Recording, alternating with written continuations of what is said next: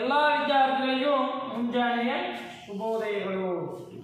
ವಿದ್ಯಾರ್ಥಿಗಳೇ, ಹಿಂದಿನ ಅವಧಿಯಲ್ಲಿ ನಾನು ದಶಮಾಂಶ ಗುಣಾಕಾರದ ಬಗ್ಗೆ ಹೇಳಿದ್ದೆ ಹಾಗೂ ಗುಣ್ಯ ಕಂಡುಹಿಡಿಯುವುದು ಹೇಗೆ ಅಂತ ಹೇಳಿದ್ದೆ.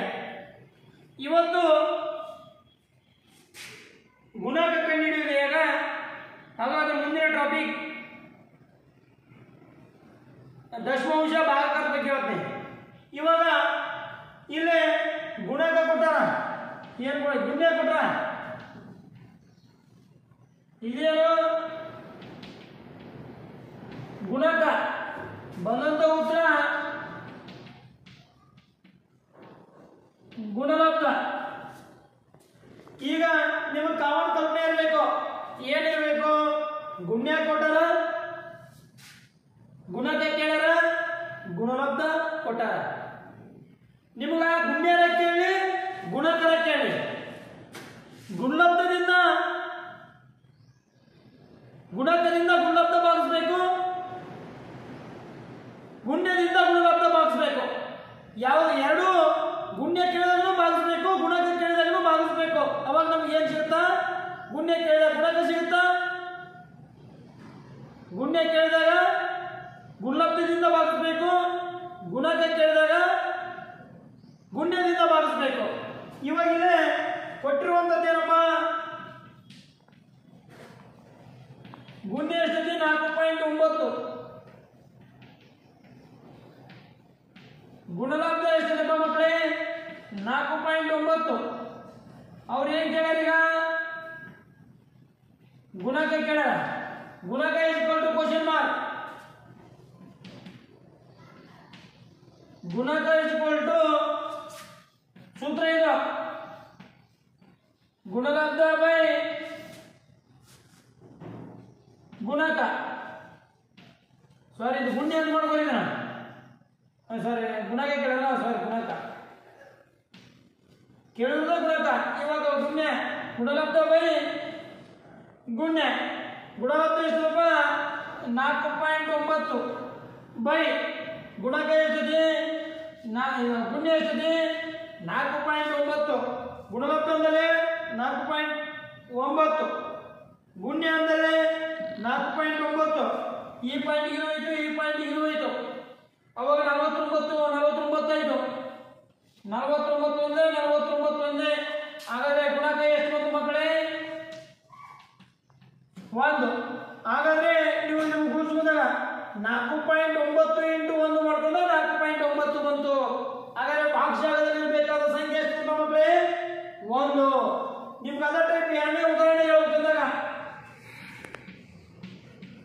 ಉದಾಹರಣೆ ಇನ್ನೊಂದು ಹೇಳ್ಬೇಕಂದಾಗ ಹೇಗೆ? ಈ ಉದಾಹರಣೆಗೆ 2.5 into box is equal to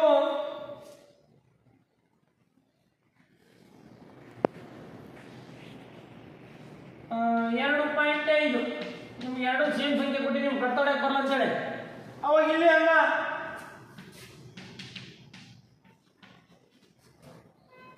ಗುಣ್ಯ ಎಷ್ಟಿದಮ್ಮ? 2.5. ಗುಣಲಬ್ಧ 2.5. ಗುಣಕ ಎಷ್ಟಿದೆ? Question mark. ಗುಣಕ ಇಸ್ ಈಕ್ವಲ್ ಟು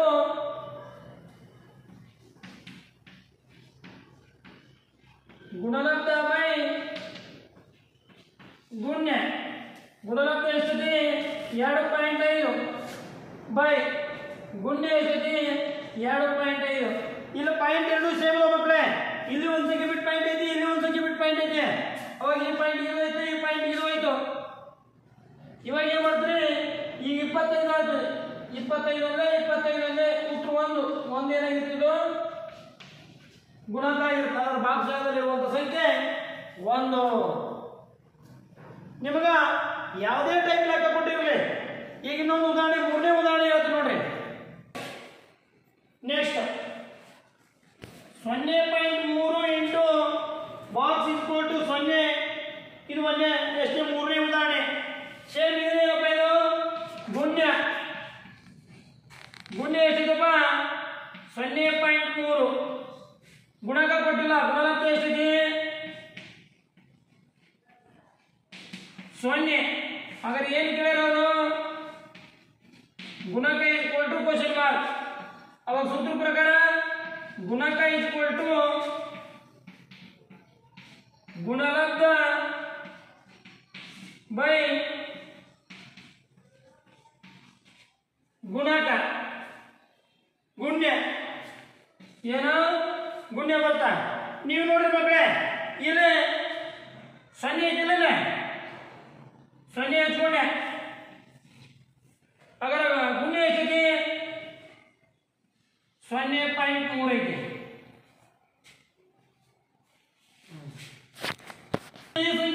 ಈ ಸಂಖ್ಯೆಯಿಂದ ಭಾಗಿಸ್ಬೇಕು. ನೀವು ಭಾಗಿಸುವಾಗ 0.3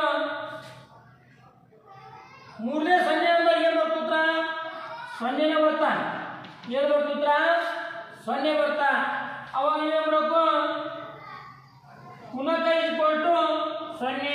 ನಿಮ್ಗದು ಗೊತ್ತಾಗಿ ಬಂದಾಗ 0.3 ಆಗಲೇ 0 ಮಾಡ್ಕೊಂಡಾಗ 0.3 0 ಉತ್ತರ ಏನು ಬರ್ತಾವಾಗ 0 ಬರ್ತಾ. ಹಾಗಾದ್ರೆ ನೀವು 0 ಇಂದ 0 ಗುಣಾಕಾರ ಮಾಡ್ಕೊಂಡಾಗ ಏನು ಬರ್ತದೆ ಮಕ್ಕಳೇ 0.3. ಇಲ್ಲಿ ನೋಡ್ರೆ 0.3 ಇಂಟು 0 ಈಕ್ವಲ್ ಟು ಉತ್ತರ 0. ಯಾವುದೇ ಒಂದು ಗುಣಾಕಾರ ಕ್ರಿಯೆ ಮಾಡಬೇಕಂದಾಗ ಈ ಉದಾಹರಣೆಗೆ 5 ಇಂಟು 5 0 ಬರ್ತಾ. ಯಾವುದೇ ಒಂದು ಸಂಖ್ಯೆಯನ್ನು 0ಯಿಂದ ಗುಣಾಕಾರ ಮಾಡಿದಾಗ 0 ಬರ್ತಾ. ಹಾಗೆ ನೆಕ್ಸ್ಟ್ ಇಲ್ಲ ನೋಡ್ರಿ ಎಷ್ಟು ಲೆಕ್ಕ ಇಲ್ಲ 1.5 ಆಗಿರ್ತದೆ. ಗುಣ್ಯ ಆಗಿರ್ತಾ. ಗುಣ್ಯ ಎಷ್ಟಿದೆ 1.5. ಗುಣಲಬ್ಧ ಗುಣ್ಯ 1.5 ಗುಣಲಬ್ಧ 1.5. ಹಾಗಾದ್ರೆ ಏನು ಕೇಳೋರು ಗುಣಕ ಈಕ್ವಲ್ ಟು ಕ್ವಶನ್ ಮಾರ್ಕ್. ಗುಣಕ ಈಕ್ವಲ್ ಟು ಗುಣಲಬ್ಧ ಬೈ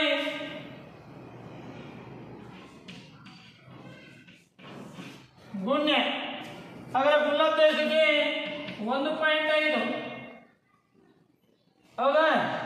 ಈಗ ಗುಣ್ಯ ಎಷ್ಟಿದೆಪ್ಪ 1.5. ಈ ಸೂತ್ರ ಏನು ಅರ್ಥ ಸೂತ್ರ ಪ್ರಕಾರ ನಾವು ಬರ್ಕೋಬೇಕು. ಹೇಳಿದೆ 1.5 ಗುಣಲಬ್ಧ 1.5 ಗುಣ್ಯ 1.5. ಇಲ್ಲಿ ಒಂದು ಸಂಖ್ಯೆ ಬಿಟ್ಟು ಪಾಯಿಂಟ್ ಕೊಟ್ರೆ ಇಲ್ಲಿ ಒಂದು ಸಂಖ್ಯೆ ಬಿಟ್ಟು ಪಾಯಿಂಟ್ ಕೊಟ್ರ ಅವಾಗ ಈ ಪಾಯಿಂಟ್ ಕ್ಯಾನ್ಸಲ್ ಆಯ್ತು. ಅವಾಗ ಏನಾಯ್ತು 15 ಒಂದೇ ಉತ್ತರ ಇಲ್ಲಿ ಎಷ್ಟು ಬಂತು 1 ಬಂತು. 1 ಅನ್ನೋದು ಏನಾಗಿರ್ತಿದ್ದು ಗುಣಕ ಆಗಿರ್ತಾ. ಅವಾಗ 1.5 ಇಂಟು 1.5 ಮಾಡ್ಕೊಂಡಾಗ ಉತ್ತರ ಎಷ್ಟು ಬಂದಿರ್ತಾ 1.5. ಮಕ್ಕಳೇ ನಿಮಗ ಗುಣಕ ಕಂಡು ಹಿಡಿದು ಗೊತ್ತಾಯ್ತು. ಉಲ್ಟಾ ಅಲ್ಲ ಇಲ್ಲಿ ಹೇಳಿದ್ರಲ್ಲ ಇಲ್ಲಿ ಬಾಕ್ಸ್ ಇಂಟು 5 ಈಕ್ವಲ್ ಟು 25. ಗುಣ್ಯನ ಕಂಡು ಹಿಡಿದು ಗೊತ್ತಾಯ್ತು. ಹೇಳಿದ್ರಲ್ಲ ಗುಣ್ಯ ಕಂಡು ಹಿಡಿಬೇಕಾದ್ರೂ ಗುಣಲಬ್ಧದಿಂದ ಗುಣಕವನ್ನು ಭಾಗಿಸಬೇಕು, ಗುಣಕದಿಂದ ಗುಣಲಬ್ಧವನ್ನು ಭಾಗಿಸಬೇಕು. ನೋಡಿ ಮಕ್ಕಳೇ, ಗುಣ್ಯ ಕಂಡುಹಿಡಬೇಕಾದ್ರೂ ಗುಣಲಬ್ಧವನ್ನು ಗುಣಕದಿಂದ ಭಾಗಿಸಬೇಕು ಅಥವಾ ಗುಣಕದಿಂದ ಗುಣಲಬ್ಧವನ್ನು ಭಾಗಿಸಬೇಕು. ಉಲ್ಟಾ ಇದನ್ನು ಕೊಟ್ಟಿವಿ ಅಂದಾಗ 10 ಇಂಟು ಬಾಕ್ಸ್ ಈಕ್ವಲ್ ಟು 30. ಇಲ್ಲಿ ಗುಣ್ಯ ಕೊಟ್ಟಿವಿ, ಗುಣಕ ಕೇಳ್ಯಾರ. ಇದನ್ನು ಕೊಟ್ಟಾಗ ಏನ್ ಮಾಡ್ಬೇಕು ನಾವು ಗುಣ್ಯದಿಂದ ಗುಣಲಬ್ಧವನ್ನು ಭಾಗಿಸಬೇಕು. ಇವು ಎರಡು ಕೇಳಿದ್ರೆ ಯಾವ್ದು ಕೇಳಿದ್ರು ಯಾವ್ದು ಕೊಟ್ಟಿರ್ತಾರ ಅದರಿಂದ ಗುಣಲಬ್ಧವನ್ನು ಭಾಗಿಸಬೇಕು. ನಿಮಗ ಗುಣಿಸುವುದು ಗೊತ್ತೈತಿ, ಭಾಗಾಕಾರ ಮಾಡುವುದು ಗೊತ್ತೈತಿ. ಕಾಮಣ್ಣ ಪೂರ್ಣ ಸಂಖ್ಯೆಗಳು ಕೊಟ್ಟಾಗ ಇವಾಗ ನನಗ ದಶಮಾಂಶ ಗುಣಾಕಾರದ ಬಗ್ಗೆ ನಿಮಗೆಲ್ಲ ಸವಿಸ್ತಾರವಾಗಿ ಗೊತ್ತೈತೆ ಅಂತ ತಿಳ್ಕೊಂಡು ನೆಕ್ಸ್ಟ್ ಮುಂದಿನ ಅಧ್ಯಾಯ ದಶಮಾಂಶ ಭಾಗಾಕಾರದ ಬಗ್ಗೆ ಹೇಳ್ತೀನಿ ನೋಡ್ರಿ. ದಶಮಾಂಶ ಭಾಗಾಕಾರ. ದಶಮಾಂಶವನ್ನು ಪೂರ್ಣಾಂಕದಿಂದ ಭಾಗಿಸುವುದು. ದಶಮಾಂಶ ಸಂಖ್ಯೆ ಕೊಟ್ಟಿರ್ತಾರ, ಭಾಜಕ ಪೂರ್ಣ ಸಂಖ್ಯೆ ಕೊಟ್ಟಾರ. ಇಲ್ಲಿ 12.6 ಭಾಜಕ ಎಷ್ಟೈತಿ? ಇದು ಭಾಜ್ಯ, ಇದು ಭಾಜಕ. ಭಾಜಕದಿಂದ ಭಾಜ್ಯವನ್ನು ಭಾಗಿಸಬೇಕು. ಇಲ್ಲೇನೋ 3.12 ಭಾಗಲೇ 8, ಪೂರ್ಣ ಸಂಖ್ಯೆ 8, 8ರಿಂದ 3.12 ಭಾಗಿಸಬೇಕು. ಇಲ್ಲೇನೋ 3 ಭಾಗಲೇ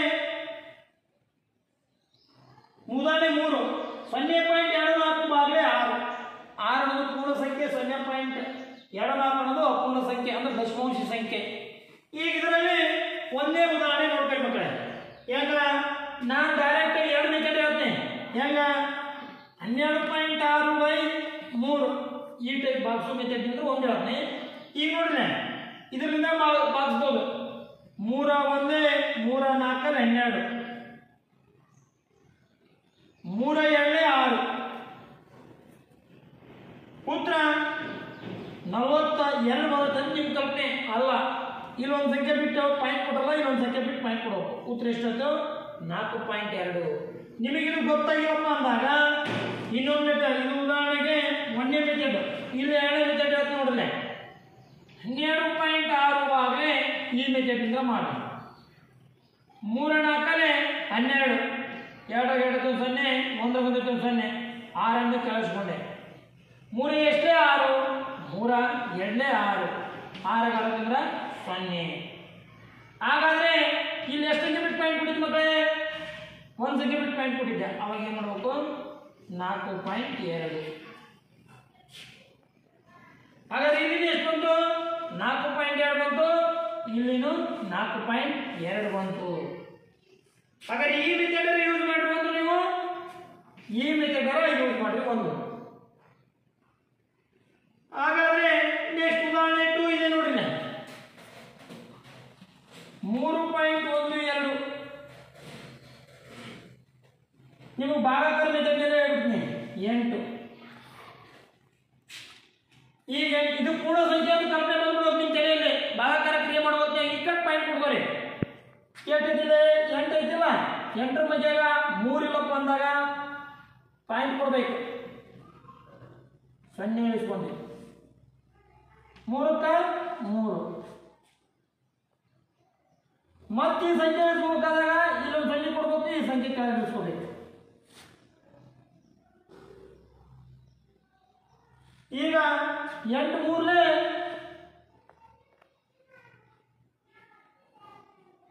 8 4 37, 8 3 24. 11 4 ಹೋಯ್ತಂದ್ರೆ 11 4 ಹೋಯ್ತಂದ್ರೆ ಎಷ್ಟು ನೋಡ್ರಿ? ನಿಮ್ಗೆ ಗೊತ್ತಾಗಿಲ್ಲ. 11 4 ಹೋಯ್ತಂದ್ರಾಗ 11 4 ಹೋಯ್ತಂದ್ರೆ ಎಷ್ಟಪ್ಪ?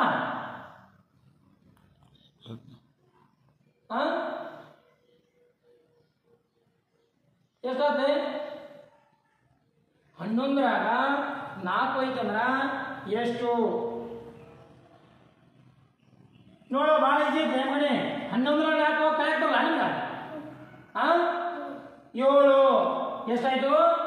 7 7 4 11 ಆಗುತ್ತಿಲ್ಲ. ಅವಾಗ ಕರೆ ಉಂಟು 1. ಈಗ 3 3 ಅಂದ್ರೆ 0. ಹಾಗಾದ್ರೆ ಎಷ್ಟು ಉಳಿತಿಲ್ಲ? 2 ಉಳಿತಲ್ಲ, 2 ಕೆಳಗೆ ಇಳಿಸ್ಕೊಂಡೆ. ಅರ್ಥಾಯ್ತಿಲ್ಲ? 11 4 ಐತಂದ್ರೆ 7, ಕೈಲ ಉಂಟು 1. ಅವಾಗ 3 3 ಐತಂದ್ರೆ 0. ಅವಾಗ 2 ಕಳಿಸ್ಕೊಂಡೆ 72 ಆಯ್ತು. ಅವಾಗ 8 ಮೇಲೆ 72 ಆಯ್ತು ಇಲ್ಲ? ಐತಿ. ಎಷ್ಟೇ? 8 9 72. 2 2 0, 7 7 0.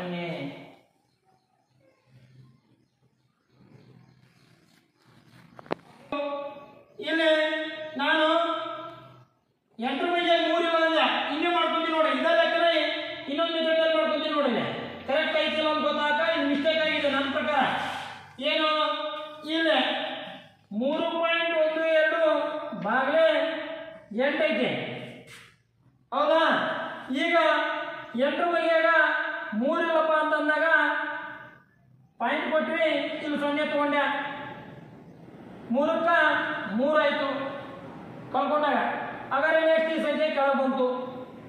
ಇವಾಗ ಏನು ಮಾಡಬೇಕು? 8 3 24, 11 4 ಐತಂದ್ರ 7 ತಲೆ ಬಂತು 1, 3 ಐತಂದ್ರ 0.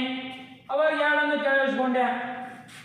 8 9 72, 2 7 0, 7 7 0. ಹಾಗಾದ್ರೆ ಉತ್ತರ ಎಷ್ಟು ಬರಬೇಕು ಮಕ್ಕಳಲ್ಲಿ? ನನ್ನ ಪ್ರಕಾರ 0.39. ಹಾಗಾದ್ರೆ ಇಲ್ಲಿ ಎಷ್ಟು ಬಂದೈತಿ? 0.039 ಬಂದೈತಿ. ನಿಮಗೆ ಆ ಕಲ್ಪನೆ ಬರಲಿ ಅಂತ ಹೇಳಿದ್ದೆ ನಾವು. ಇವೆರಡು ಲೆಕ್ಕ ಕೋರಿ ಅರ್ಥ ಆಯ್ತಾ? ಈಗ ಇಲ್ಲೇನು ಮಿಸ್ಟೇಕ್ ಐತಿ, ಇಲ್ಲೇನು ಮಿಸ್ಟೇಕ್ ಐತಿ ಹೇಳಪ್ಪ. ಇಲ್ಲಿ ನಾನು ಇನ್ನ ಟೆಸ್ಟ್ ಮಾಡಕ್ಕೆ ಹೇಳಿದೆ. ಇಲ್ಲಿ 8 ಬಗೆಯಾಗ 3 ಇಲ್ಲಪ್ಪ ಅಂದಾಗ ಪಾಯಿಂಟ್ ಕೊಟ್ಟು 0 ಇಸ್ಕೊಂಡೆ. ಅವಾಗ ಕಳ್ಕೊಂಡ್ಬಿಡ್ಬೇಕು. 3ಕ್ಕೆ 3 ಬಂತು, ಈ ಸಂಖ್ಯೆ ಇಳಿಸ್ಕೊಂಡೆ. ಈ ಸಂಖ್ಯೆ ಇಳಿಸೋದ್ರಿಂದ ಇಲ್ಲಿ 0 ಕೊಟ್ಟು ಈ ಸಂಖ್ಯೆ ಇಳಿಸ್ಕೊಂಡೆ. ಹಂಗಲ್ಲ, ಡೈರೆಕ್ಟ್ ಆಗಿ ಕಳ್ಕೊಂಡಿದ್ದ ಎಷ್ಟಂತೆ ತಾಣ ಬಂದ್ಬಿಡ್ತಾರೆ. ಯಾವ 0 ಕೊಡೋದು ಅವಶ್ಯಕತೆ ಇರೋದಿಲ್ಲ. ಯಾವಾಗ 0 ಕೊಡಬೇಕು? ಈ ಸಂಖ್ಯೆ ಇದು ಚಿಕ್ಕದಾದಾಗ 0 ಕೊಟ್ಟು 0 ಇಳಿಸ್ಕೋಬೇಕು. ಹಾಗಾದ್ರೆ ಈ ಲೆಕ್ಕ, ಈ ಮೆಥಡ್ ತಪ್ಪು, ಈ ಮೆಥಡ್ ಕರೆಕ್ಟು. ನಿಮಗ ಪಾಯಿಂಟ್ ಕೊಡುವ ಹೊತ್ತಿನಲ್ಲಿ ಕೆಲವಿಷ್ಟು ಮಿಸ್ಟೇಕ್ ಆಗ್ತವೆ ಭಾಗಾಕಾರದಲ್ಲಿ. ಯಾವುದು? ದಶಮಾಂಶ ಭಾಗಾಕಾರದಲ್ಲಿ. ನೀವು ಯಾವಾಗ ನೀಟಾಗಿ ತಿಳ್ಕೊಂಡು ಬಾರಿಸ್ಕೊಂಡು ಹೋಗ್ತೀರಿ ಅವಾಗ ಮಾತ್ರ ಭಾಗಾಕಾರ ಲೆಕ್ಕ ಕರೆಕ್ಟ್ ಬರ್ತಾ. ಅರ್ಥ ಆಗ್ತಿತ್ತು? ಈಗ ಅದೇ ಟೈಪ್ ನಿಮ್ಗೆ ಮಿಸ್ಟೇಕ್ ಆಗಿ ಇನ್ನೊಂದು ಲೆಕ್ಕ ಇದೆ ನೋಡ್ರಿ. ಕನ್ಫ್ಯೂಸ್ ಆಗುತ್ತೆ, ಕನ್ಫ್ಯೂಸ್ ಮಾಡ್ಕೊಬಾರ್ದು. ಏನು ಭಾಳ ಈಜಿ ಇದೆ. ಇಲ್ಲಿ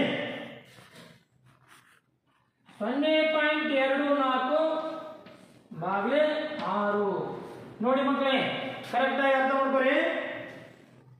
6 ಮಧ್ಯಾಗ 0 ಇಲ್ಲಪ್ಪ ಅಂದಾಗ ಪಾಯಿಂಟ್ ಕೊಟ್ಟೆ, 0 ಇಳಿಸ್ಕೊಂಡೆ, 0ಗೆ 0 ಕಳ್ಕೊಂಡ್ಬಿಟ್ಟೆ. ಹೌದಾ? ಈಗ 2 ಇಳಿಸ್ಕೊಂಡೆ. ಇವಾಗ ನೋಡ್ರಿ, ನಾನು ಈ ಲೆಕ್ಕ ಸೇಮ್ ಬರ್ತಾವಾಗ. ಇವಾಗ ಇಲ್ಲೇ ಮಧ್ಯ ಕಿತ್ತದು 8 ಈ ಕೆಳಗೆ ಇಳಿಸ್ಕೊಂಡಾಗ ಇಲ್ಲಿ ಪಾಯಿಂಟ್ ಕೊಡ್ಬಾರ್ದಿತ್ತು, 0 ಕೊಡ್ಬಾರ್ದಿತ್ತು, ಅದು 0 ಕೊಟ್ಟಿದ್ದೆ. ಇಲ್ಲಿ ನೋಡ್ರಿ, ಇಲ್ಲಿ 6 ಮಧ್ಯ ಮತ್ತೆ 2 ಹೋಗಲ್ಲ, 0 ಕೊಟ್ಟ ಈ ಸಂಖ್ಯೆಯನ್ನು ಇಳಿಸ್ಕೊಂಡೆ. ಅರ್ಥ ಮಕ್ಕಳೇ? ಇವಾಗ 6 4 24. ಅವಾಗ 4 4 ಐತು 0, 2 2 0. ಉತ್ತರ 0.04. ನೋಡ್ರಿ, ಅದು ಸರಿ ಐತಿ ಅಂತ ನೋಡ್ಬೇಕಾದಾಗ ಈ ಉತ್ತರ ಸರಿ ಇಲ್ಲ, ಸರಿ ಐತಿ ಅಂತ ನೋಡ್ಬೇಕಾದಾಗ ಮಾಡಿ ಇವೆರಡು ಗುಣಾಕಾರ ಮಾಡ್ಕೊಂಡ್ಬಿಡ್ಬೇಕು. ಈ ಉತ್ತರ ಬರಬೇಕು. ಹೆಂಗ? 0.04 × 6 ಗುಣಾಕಾರ ಮಾಡ್ಕೊಂಡ್ರಿ ಈ ಉತ್ತರ ಬರಬೇಕು. ಇವನಾದ ಅಷ್ಟ ತಾನೇ ನೋಡ್ಕೊಂಡ್ಬಿಡ್ಬೇಕು. ಯಾವುದು? ಈ ಉತ್ತರ ಗುಣಾಕಾರ ಮಾಡ್ಕೊಂಡಾಗ ರಿಟರ್ನ್ ಈ ಉತ್ತರ ಬರಬೇಕು. ಅವಾಗ ಇದನ್ನ ಈ ಸಂಖ್ಯೆ ಗುಣಾಕಾರ ಮಾಡ್ಕೊಂಡಾಗ ಈ ಉತ್ತರ ಬರಬೇಕು. 6 4 24ಕ್ಕೆ 4 ತಲೆಗಂತೂ 2, 6 ಪುಜ್ಲೆ ಪೂಜಿ 2ಕ್ಕೆ 2, 6 ಪುಜ್ಲೆ ಪೂಜಿ. ಹಾಗಾದ್ರೆ ನೋಡಿ ಮಕ್ಕಳೇ, ಗುಣಾಕಾರ ಮಾಡ್ಕೊಂಡಿಲ್ಲ. ಅವಾಗ ಇಲ್ಲಿ 2 ಸಂಖ್ಯೆ ಬಿಟ್ ಪಾಯಿಂಟ್ ಕೊಟ್ಟಿದ್ರು, ನಾವು ಇಲ್ಲಿ 2 ಸಂಖ್ಯೆ ಬಿಟ್ ಪಾಯಿಂಟ್ ಕೊಡಬೇಕು. ಹಾಗಾದ್ರೆ ಉತ್ತರ ಎಷ್ಟು ಬಂತು? 0.24 ಅಂತ. ಹಾಗಾದ್ರೆ ಈ ಉತ್ತರ 0.04 ಅಂದ್ರೆ ಇದು ಉತ್ತರ ಏನಾಗೈತೆ? ಕರೆಕ್ಟ್ ಐತಿ ಅಂತ ಅರ್ಥ. ಹಾಗಾದ್ರೆ ಮಕ್ಕಳೇ, ನಿಮಗ ಪೂರ್ಣಾಂಕದಿಂದ ಯಾವ ಟೈಪ್ ಗುಣಾಕಾರ ಮಾಡಬೇಕು ಅನ್ನೋದು ಗೊತ್ತಾಯ್ತು. ಹಾಗಾದ್ರೆ ನೆಕ್ಸ್ಟ್ ಅದೇ ಕಂಟಿನ್ಯೂ ಮುಂದಿನ ತರಗತಿಯಲ್ಲಿ ಹೇಳ್ತೀನಿ.